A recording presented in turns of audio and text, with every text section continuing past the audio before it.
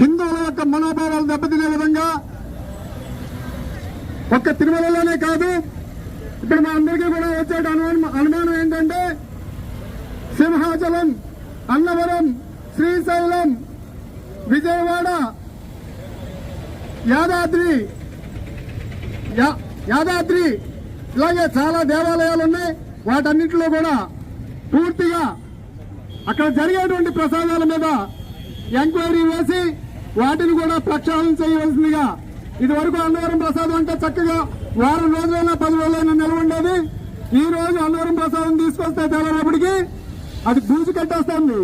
అంటే ప్రతి దాంట్లోనూ కల్తీ జరుగుతుంది, ప్రతి దేవాలయంలో కల్తీ జరుగుతుంది.